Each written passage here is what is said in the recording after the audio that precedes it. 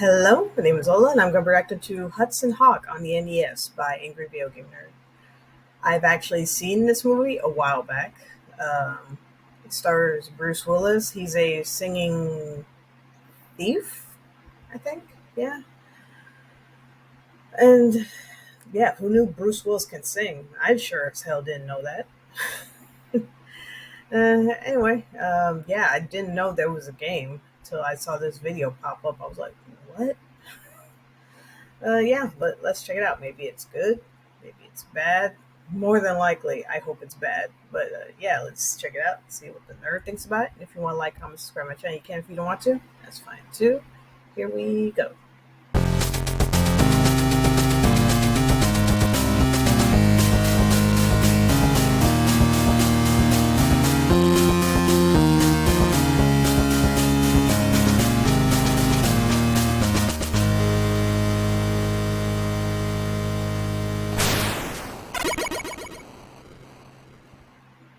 Thanks for watching this episode of Angry Video Game Nerd, but before we get into it, I want to tell you about today's sponsor, ExpressVPN. ExpressVPN is a virtual private network that gives you unrestricted access to all parts of the internet while shielding your data in a protective bubble against prying eyes. It's the highest rated VPN out there too, so it puts me at ease knowing ExpressVPN keeps my information secured. With nearly 100 servers from different countries to choose from, you can unlock thousands of hours of geo-block streaming content on apps like Netflix, all at the click of a button. Recently, a new Predator movie came out, so I wanted to watch some of the old ones, but it wasn't streaming in the US. So thankfully, I have ExpressVPN. I was able to switch my online location to Australia, and bam, the movie showed up instantly, all in glorious high definition, without any buffering. I'm always confident that I can find what I'm looking for with ExpressVPN at my fingertips. Find out how you can get 3 months of ExpressVPN for free by going to expressvpn.com/cinemassacre or by clicking the link in the description below. When it comes to movie-based games, you'd think I covered them all by now. But here's another one, based on the Bruce Willis film Hudson Hawk on Nintendo. What's Nintendo? The film is a mix of action and slapstick comedy. Bruce plays Eddie Hawkins, who's just been released from prison after serving his time for committing robberies. He's supposed to be the most skilled burglar in the world. Yeah, so skilled he gets caught. Anyway, all he wants is a cappuccino, but he gets forced into doing another big heist when he's blackmailed by members of a mafia crime family known as the Mario Brothers. Wow, the Mario Brothers. Yeah. And I'm sure it's a conscious reference because they mention Nintendo multiple times. Play Nintendo, bone some chicks. Wow. Play some Nintendo, bone some chicks? I'm surprised they were able to say that while having an official tie-in with an NES game. Will you play Nintendo with me? Wow, that should have been the commercial. Bruce Willis saying, "Would you play Nintendo with me?" Boom! Sold! But the marketing strategy on this game was so poor that as a kid, I never even heard of this game. But it definitely would have gotten my attention, especially if they just ran an ad that said, "Play some Nintendo, bone some chicks." How's that for a slogan? That would have sold some copies. Better than "Play it loud" and all that shit. You know, they should have done that since the early days of gaming. You know, for Atari, instead of this, they should have sang this. Have you got it made today? Big improvement.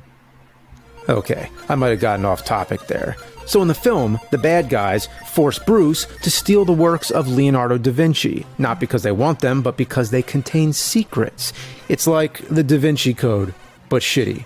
The secrets are that Da Vinci hid crystals in them. Crystals needed to power a machine that turns lead into gold. The criminal's master plan is to flood the market with gold so that it'll crash the world's economy.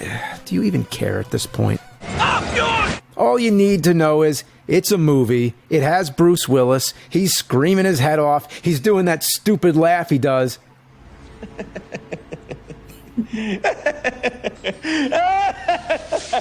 You gotta love him. He's as sarcastic as ever, like John McClane exaggerated as a cartoon. You want Die Hard with the comedy ramped up? That's what this is. How am I driving? 1-800, I'm gonna fucking die! Actually, I don't know what this is. I don't have any clue what's going on. Anna Baragni came to play! The slapstick humor is so dumb and so unfunny, it becomes funny again. Just as an example, there's a running gag where he keeps trying to drink a cappuccino and something always happens. Mm-hmm. So the film's a mixed bag, but let's see what kind of bag the game is. First, I need a beer. Yep. What the fuck? Well, the first thing to mention is the cover art. The PAL version has Bruce Willis's face, but the North American version does not. So what gives? Did Bruce Willis have a problem with one part of the world using his likeness? Did he find out how bad the game sucks and had the art pulled? Maybe. That's a copy of Hudson Hawk on the NES. Is this funny? You think this is some kind of fucking joke, huh? But check out his in-game character. Wow. Flat top, super suntanned, not even close to Bruce Willis. Seems the movie made more references to Nintendo than Nintendo actually made references to the movie. The first stage, you're trying to rob an auction house, which actually does follow the film, although your main weapon is throwing baseballs that fly in an arc over everything. Okay, in the movie, he does throw a baseball. In like one scene, but it's to break a window in order to use a grappling hook. So instead of the grappling hook, we get the fucking baseball? You have to use the baseball to distract dogs. There's tons of dogs always ready to drag your ass off a building. Are there dogs in the movie? Well, yes, but I kinda have the feeling it's a coincidence. Could they be referring to the one that tries to eat his crotch? Or that really weird scene where he launches the dog out the window? Anyway, it's only a minute and a half into the game when the true fuckery begins. There's a window you need to reach, but you can only get up there by stacking 2 crates. So you take one of the crates up this little elevator, you push it on top the other crate. Ugh, that's sloppy. Let me straighten it out. Oh, shit. Now I gotta hop up there again, bring the elevator back down, take the crate back up, push it right on top. Push it back to the elevator, bring the elevator down. Oh, motherfucker. Push it out of the way, bring the elevator down, take the crate up. Okay, got him stacked. Now all I gotta do is jump. Fuck! Do it all over again. And finally, I made it! Whew, boy. I need a beer after that.